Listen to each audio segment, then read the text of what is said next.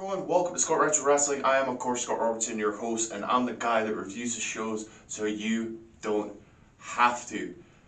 And yes, we have got a review, our first review of the year.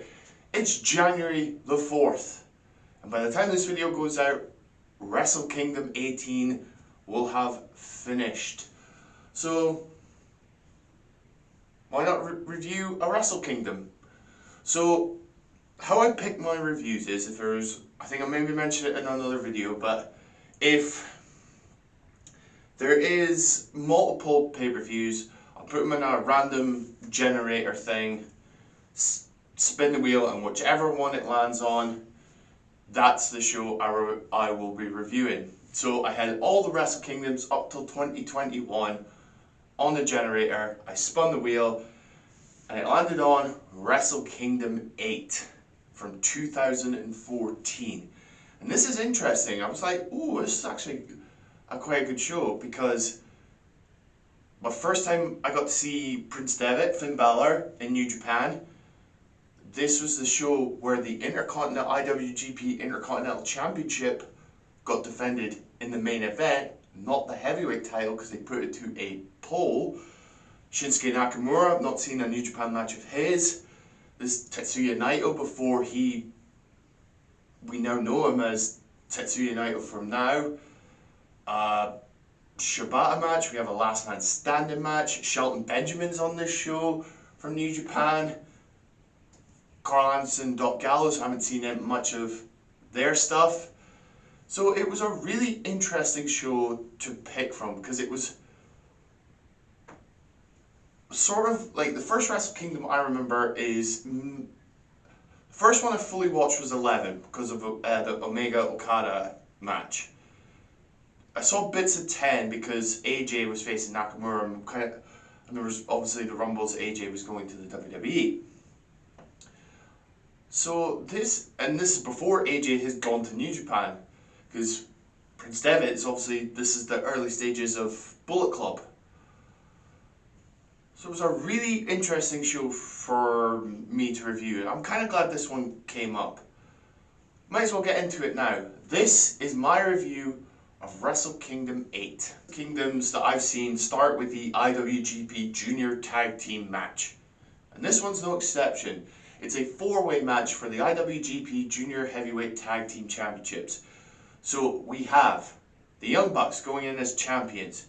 We have the Time Splitters, Alex Shelley and Kushida.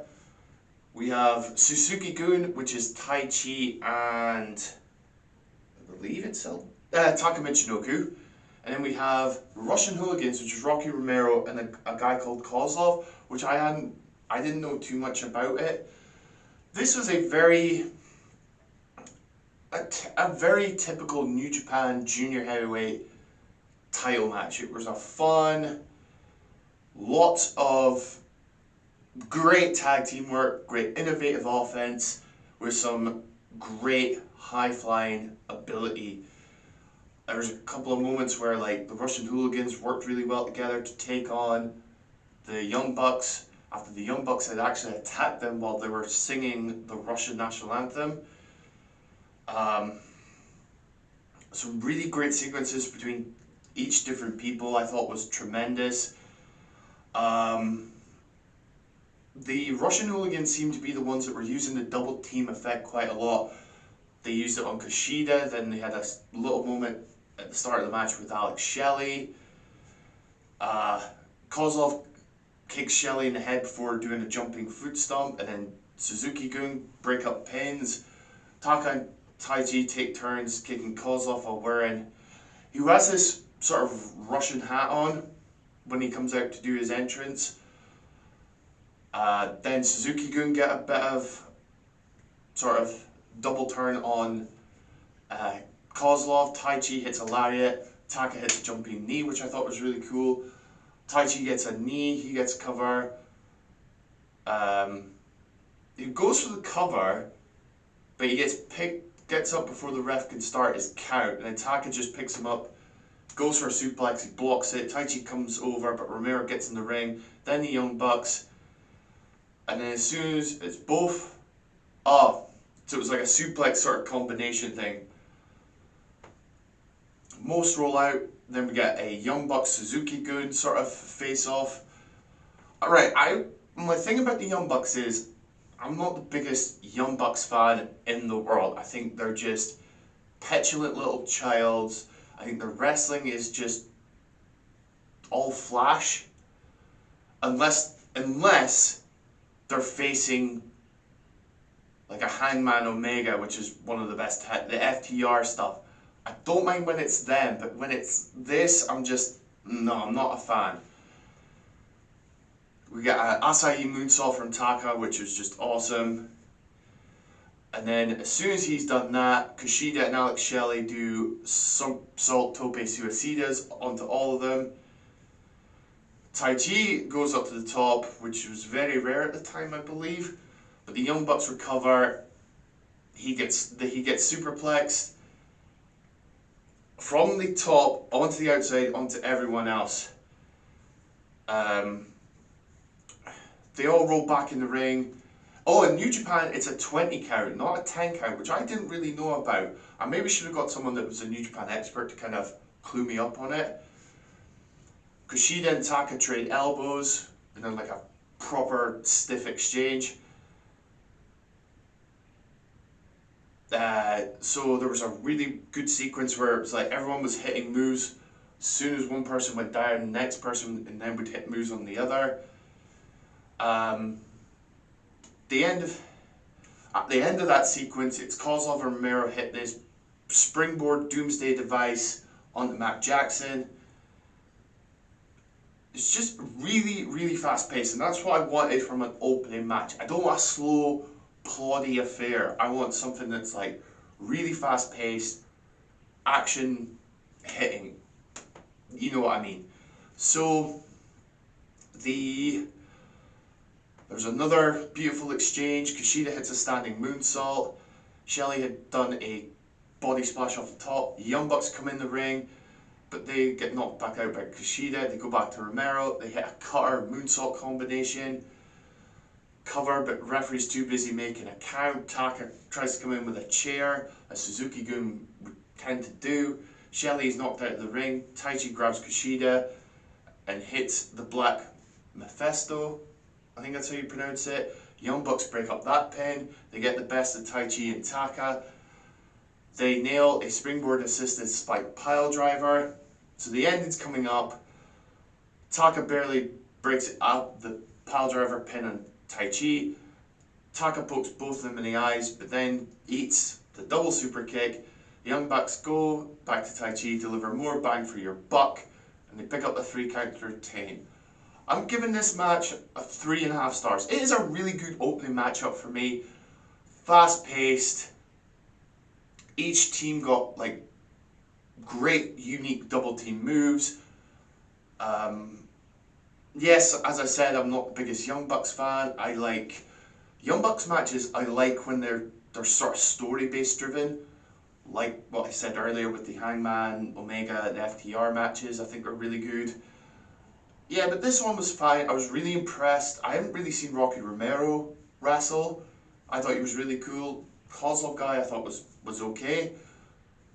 So yeah, fitted well. So we get the junior tag match. We go straight into the IWGP Tag Team Championship match. So it is Bullet Club. It is Doc Anderson, Carl Anderson, and Doc Gallows. I just called him Doc Anderson for a minute there. I'm sorry. Taking on the Killer Elite Squad. I don't know if they're a member of Suzuki Gun just yet, but I believe they are. Lance Archer and Davey Boy Smith Jr. This was just a solid tag team match. Just a very solid, paint by numbers tag team match.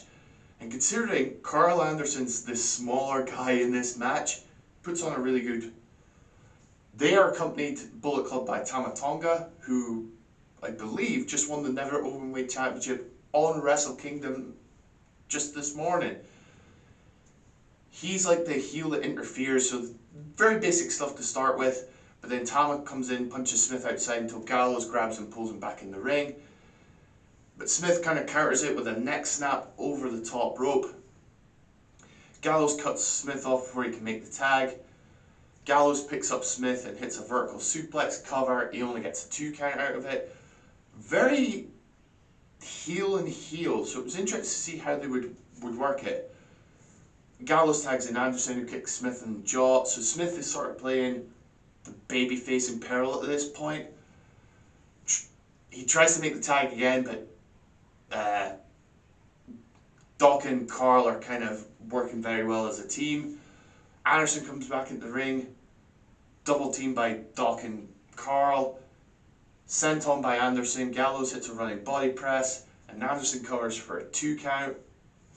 Anderson waits for Smith to get up and goes for the stun gun, which was an RKO.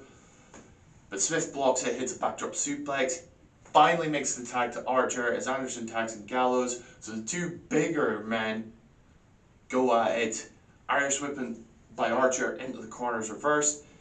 Gallows hits a... So Archer's playing this sort of House of Fire babyface. They probably were babyfaces, but I never really got specifics to who was heel and who was babyface for some of the matches. Archer hits a lariat, impressively slams Doc Gallows. He goes for the wrist. I think he goes for old school, but Tama Tonga breaks it off. Big boot by Gallows. He tags in Anderson. At this point, the action's starting to pick up a little bit. Archer punches Anderson, few uppercuts, he goes for a move. Archer kind of grabs him, tosses Anderson over his head. Running splash, he puts up Anderson on the top turnbuckle. He's going for some sort of move. Anderson pushes him off. Archer boots Anderson while he's still on the top. Nails the blackout. Smith punches Tama Tonga and brings him into the ring. And when Archer, they drop him with the killer bomb. Archer picks up Anderson with Smith in the ring and they try and hit him also, but Gallows breaks that up. Then they try to hit onto Gallows, but Anderson recovers, boots Smith in the face. So it's some really, it was actually a lot better than what I thought it was going to be. It was just very, very impressive. The finishing sequence I thought was great. Archer is waiting for Anderson to get up after a move. He goes for the chokeslam. He hits it. Anderson breaks it up, and then he's going to go for another one. As he's gone up, Anderson's reversed it into the stun gun. Cover. Smith breaks it up. Gallows picks up Smith. Fireman's carry flapjack. Grabs Archer. They nail the magic killer. They win, and they're the new champs. I'm giving it 3 stars. I thought this was... The reason it's 3 stars, it's better than any thought I was going to be. I thought it's weird seeing Carl Anderson and Doc Gallows wrestle. Because like when they came to WWE, they had these little matches, but I thought they were limited in what they could do. This was great. This was a surprise hit for me on this show. Next few matches, not so much. NWA, yes, the NWA World Heavyweight Championship is on this show. Satoshi Kojima is the challenger. Probably see behind me who the champion was. Just look at him. Just look at him.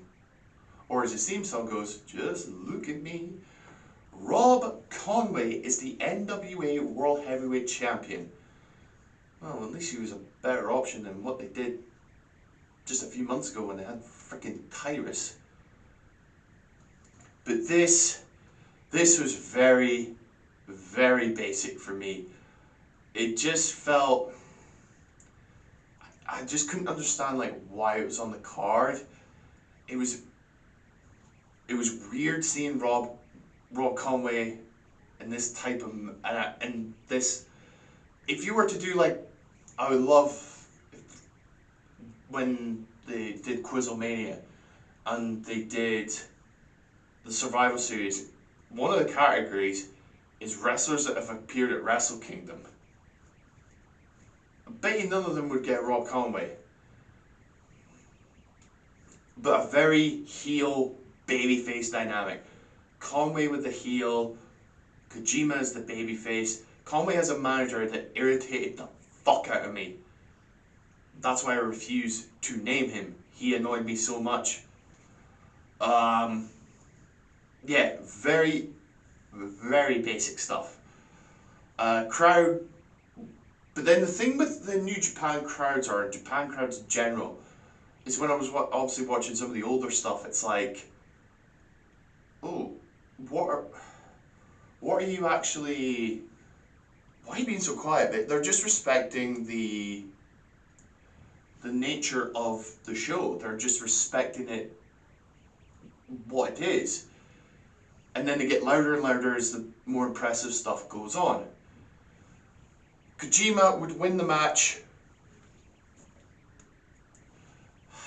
Kojima would win the match after Conway is trying for a couple of things. He's connected with a few elbows. He ducks the lariat. Kojima then hits Conway in the back of the head with one. He gets back in the ring.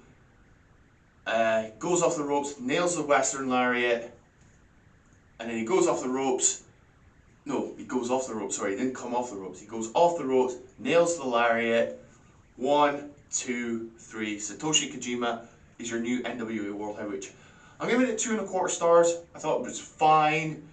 Just very random to appear on Wrestle King. Now this is dubbed as a sort of special match. It's Rolls Gracie and Daniel Gracie from the Gracie family, the UFC fighters, taking on Yuji Nagata and Kazuki Sakabura. I apologize if I butcher any of the Japanese wrestlers' names. I'm not going to say much about this match. I did not enjoy it one bit. It didn't feel right. The chemistry wasn't quite there. There were some impressive, like, sort of MMA style matchups, but it just, nah. I did not enjoy this one bit, and it ends in a disqualification. I don't think the crowd actually got into it, even though they're like quiet throughout the entire thing. Yeah, I just feel like they wanted to try something, but it just didn't work. And again, it was very basic, shall we say. I like saying the word basic. Basic. Yeah, so the finish comes up. Rolls has used he's trying to use his to choke out Yuji Nagata. Repeated referee warnings, and they call for the disqualification. I'm giving it 1. It's the weakest match on the show for me, so I'm just going to move on. Great Muta and Toru Yano taking on Minoru Suzuki and Shelton Benjamin. So Yano is obviously a comedy wrestler. You got the Great Muta, one of the greatest of all time. Minoru Suzuki is the scariest human being I know in wrestling. And then Shelton Benjamin, very weird seeing Shelton Benjamin in a New Japan show. I knew he went there, but I just hadn't seen a match. It's the same with, like, as I said earlier, with Nakamura and Prince Devitt. It's just weird seeing these guys in matches like this. Muta does his entrance.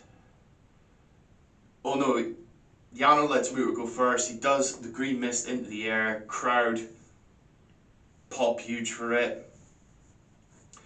The two older guys in this match, they start off and it's just smooth.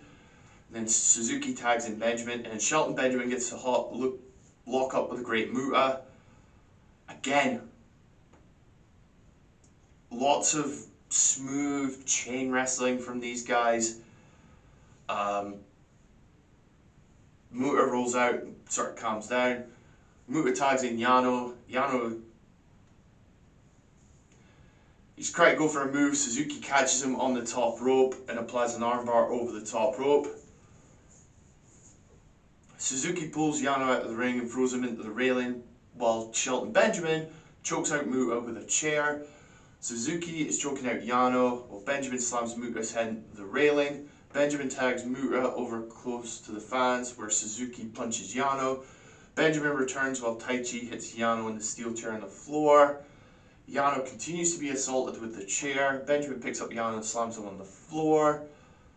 Suzuki slides Yano back into the ring, covered by Benjamin, but the referees are still dealing with stuff on the outside. He comes back in. Benjamin gets a 2 count. Mounted punches by Benjamin, hits a butterfly suplex. Cover gets another 2 count. Benjamin then tags in Suzuki.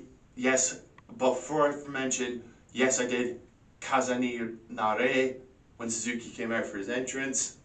I just had to. Irish whip by Suzuki, hits a running boot.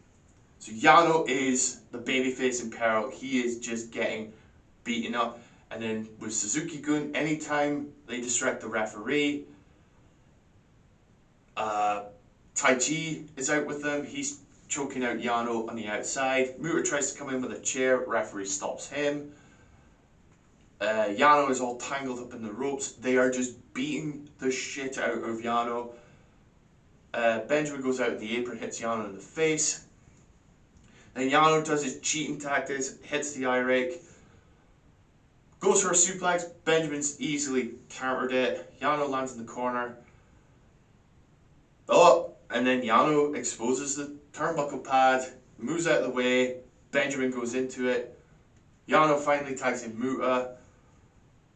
Muta hits Irish whip, hits the Shining Wizard, hits a dragon leg whip, and then he throws Shelton out of the ring.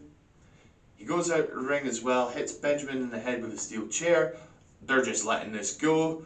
Suzuki comes over, he gets hit in the chair as well. Muta slides Benjamin back into the ring. Snapmare by Muta.